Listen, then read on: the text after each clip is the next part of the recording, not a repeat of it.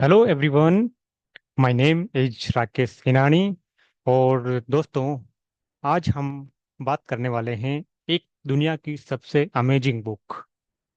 ये बुक है एक उन एक ऐसे सीक्रेट की जो उन मिलेनियर्स पीपल के पास में है। क्यों लोग जिंदगी में हमेशा फेल होते हैं, और क्या डिफरेंस है उन लोगों में जो सक्सेस को अचीव कर जाते हैं, और क्या डिफरेंस है, क्या ऐसा उनमें नहीं है उन लोगों में जो लोग इतना हार्डवर्क करने के बावजूद भी वो फेल हो जाते हैं। कहीं लोगों के क्वेश्चन में दिमाग रहता है, कहीं लोगों के दिमाग में यह क्वेश्चन रहता है कि क्यों ऐसा है कि हम इतनी मेहनत तो कर रहे हैं लेकिन हमें कहीं कोई रिजल्ट नहीं मिल रहा। राइट। तो दोस्तों, इस क्वेश्चन का जवाब इस बुक में दिया गया है। ये एक सबसे फेमस बुक है जिसका नाम है थिंक एंड ग्रो रिच। ये आपकी स्क्रीन पे भी दिख रही होगी।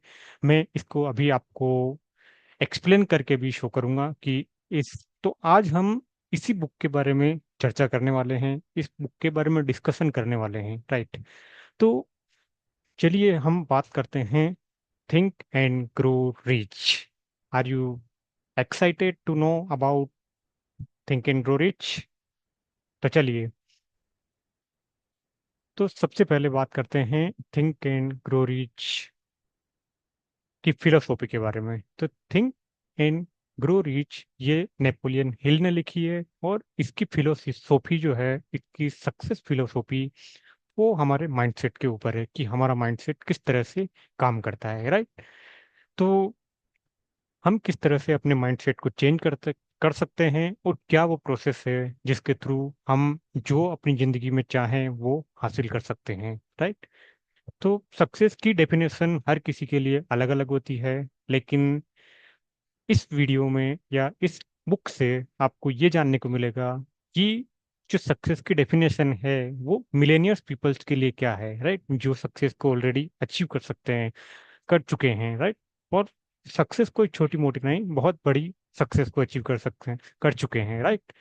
तो ये इसी ये बुक इसी फिलोसॉफी पर आधारित है। तो चलिए, इस बुक के अंदर 13 प्रिंसिपल के बारे में बात की गई है, जिसे हम वन बाय वन समझेंगे कि वो प्रिंसिपल क्या है और क्यों इतना महत्वपूर्ण है अपनी जिंदगी में उनको अप्लाई करना। राइट। तो चलिए 13 प्रिंसिपल की हम बात करते हैं। तो सबसे पहला जो हमारे पास में है वो है हमारा डिजायर। तो पहला जो प्रिंसिपल है वो है डिजायर। तो अब डिजायर क्या होता है? डिजायर वो होता है कि आप जिंदगी में क्या चाहते हैं। तो जो भी हमारे ड्रीम्स होते हैं या जो भी हम सपने देखते हैं, वो तो एक सपनों की तरह होते हैं, लेकिन अगर हमें लाइफ में कुछ पाना है तो हर आदमी का एक सपना होता है, लेकिन उसको एक डिजायर में कन्वर्ट करना पड़ता है कि ये मुझे चाहिए ही चाहिए।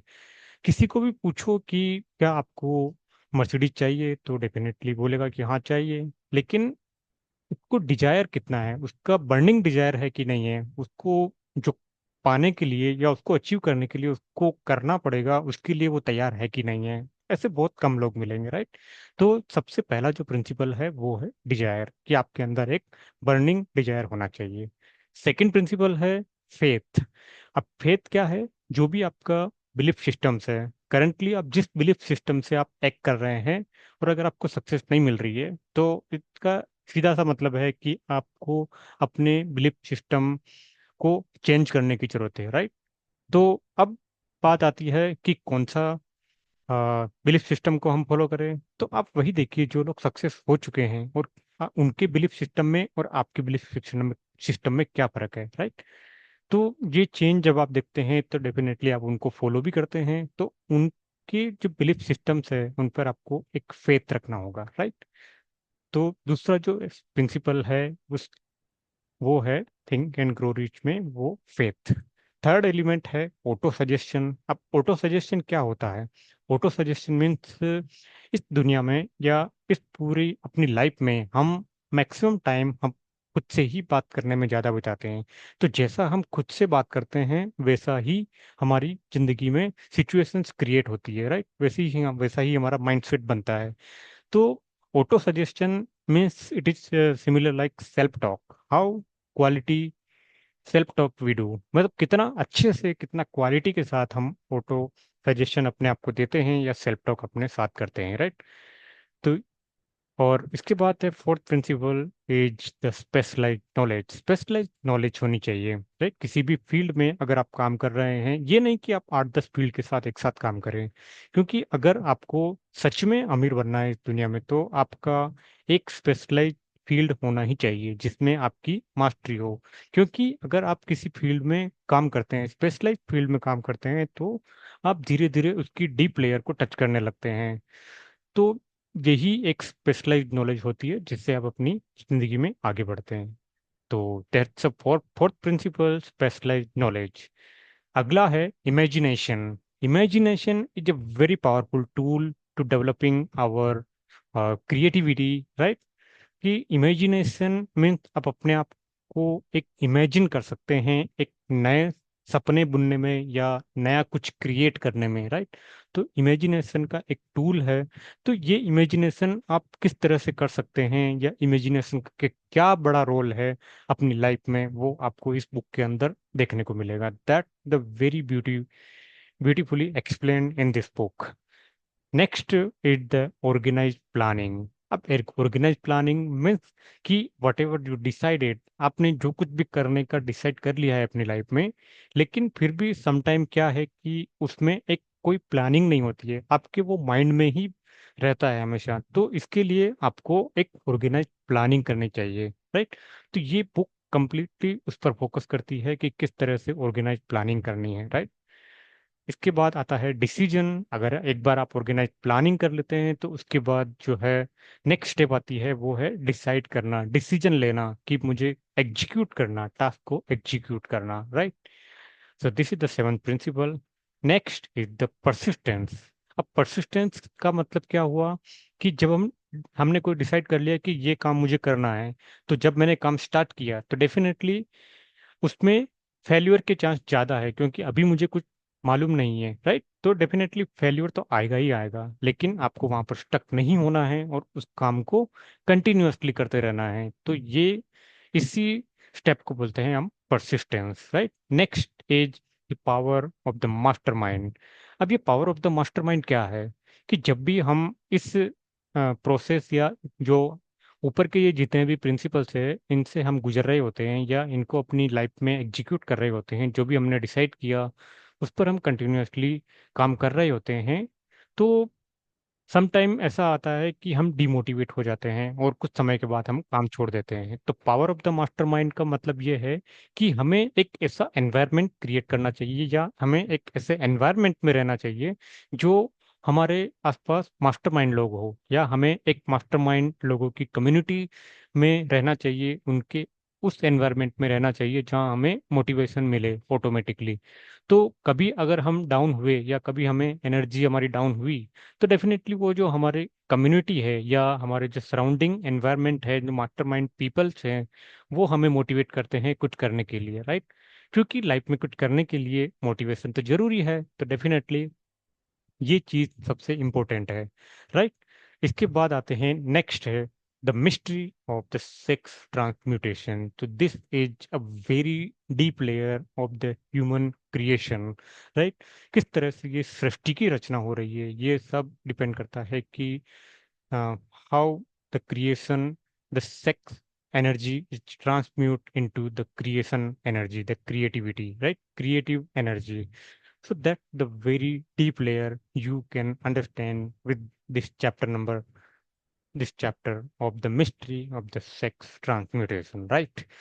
नेक्स्ट है द सबकॉन्शियस माइंड। तो अब बात आती है कि हमने ये जितना भी ऊपर किया वो सब हम कॉन्शियस माइंड से कर रहे हैं, चाहे हम ऑटो सजेशन दे रहे हों या प्लानिंग कर रहे हों या डिसाइड कर रहे हों, वो सब जो हो रहा है वो कॉन्शियस माइंड के थ्रू हो रहा है। लेकिन सबसे इम्पोर्टेंट समझने वाली बात यह है कि कॉन्शियस माइंड के पास सिर्फ और सिर्फ ओनली 5 to 6% वेटेज है। जो बाकी का सारा काम जो एग्जीक्यूट होता है वो आपके सबकॉन्शियस माइंड से होता है, राइट। तो अगर इसका वेटेज ज़्यादा है तो डेफिनेटली सबकॉन्शियस माइंड के बारे में हमें समझना होगा कि सबकॉन्शियस माइंड क्या है, राइट। ये किस तरह से काम करता है। तो सबकॉन्शियस माइंड जो इस बुक में बताया गया वो ये है कि हाँ, सबकॉन्शियस माइंड एक विजुअल मेमोरी है, राइट। उसको हमारा जो सबकॉन्शियस माइंड की जो लैंग्वेज है उसके कम्युनिकेट करने की, वो है हमारा इमेज के थ्रू, राइट। जब भी हम किसी इमेज के थ्रू या कोई भी वर्ड हम सोचते हैं, अगर उसकी एक इमेज हमारे माइंड में क्रिएटेड है, तो that means that will be in the subconscious mind. For example, if you think about the cycle, right, so there is something one image. जब भी आप साइकिल के बारे में सोचते हैं तो इमिडिएटली आपके माइंड में एक फिगर या एक इमेज आती है साइकिल की, राइट, जिसमें आप देखेंगे हैंडल है, या आपकी कोई भी इमेज हो सकती है, या आपका पास्ट का कोई एक्सपीरियंस हो सकता है जो इमिडिएटली फ्लैश करता है, राइट। तो ये सब चीजें आपके सबकॉन्शियस माइंड में होती है। यही हमारी एक विजुअल मेमोरी है, यही हमारी फास्ट मेमोरी है, राइट। सो इसके बाद हम बात करते हैं twelve principle that is called the brain. So brain is our CPU of our body, right? Because ये हमारे पूरा, जैसे कंप्यूटर में एक सीपीयू होता है, पूरा उसका कंट्रोलर होता है, उसी तरह हमारी जो बॉडी है इसका कंट्रोलर जो है ये ब्रेन होता है, राइट।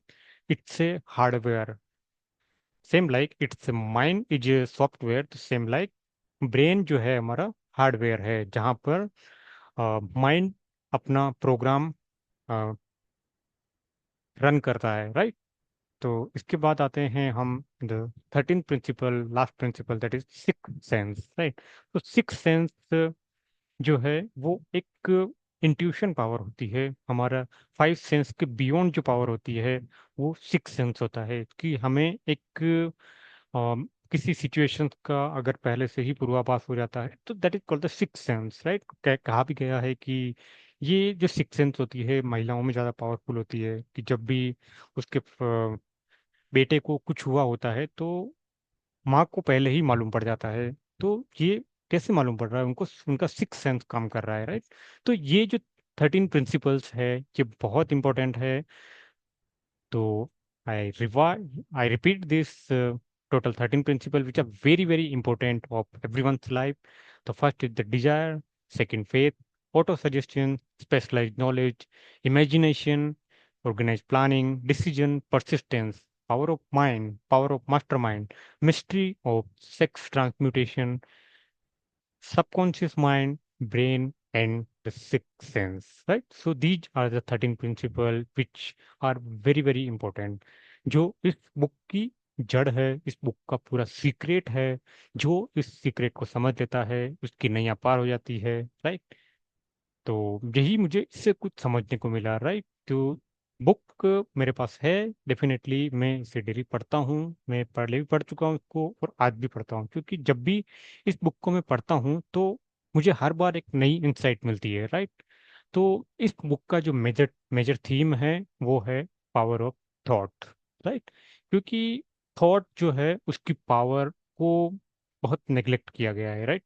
थॉट इतना, यू कहें दिस इज ए सीड, जैसे एक पेड़ का जो बीज होता है, बीज देखने में भले ही बहुत छोटा होता है, लेकिन उसके अंदर एक विशाल, एक भयानक पेड़ छुपा हुआ है, बहुत विशाल का एक पेड़ छुपा हुआ है, वो किसी को दिखता नहीं। इन द सिमिलर मैनर एक थॉट जो होता है उसके अंदर भी सिमिलर पावर होती है, एक जायंट पावर होती है, बहुत ही बड़ी इमेंस पावर होती है, जिसको हम अगर प्लांट कर दें, अगर इस थॉट को एक प्रॉपर लैंड या प्रॉपर जमीन या प्रॉपर हल चलाकर उसमें हम अगर इसको प्लांट कर दें, या तो डेफिनेटली एक दिन यह थॉट हमारी जिंदगी को पार कर देगा, राइट। ये हमें इतनी खुशियां दे देगा या हमें उस लेवल तक पहुंचा देगा जहां तक हम सोच भी नहीं सकते थे, हम तो क्या लोग भी नहीं सोच सकते थे, राइट। तो ये थी इस बुक का पूरा समरी। और इस बुक से क्या की टेक अवे हम ले सकते हैं वो बात करते हैं। तो इस बुक से सबसे पहला जो की टेक अवे है वो है क्लियर गोल्स है, कि success start with definite purpose and the burning desire, right.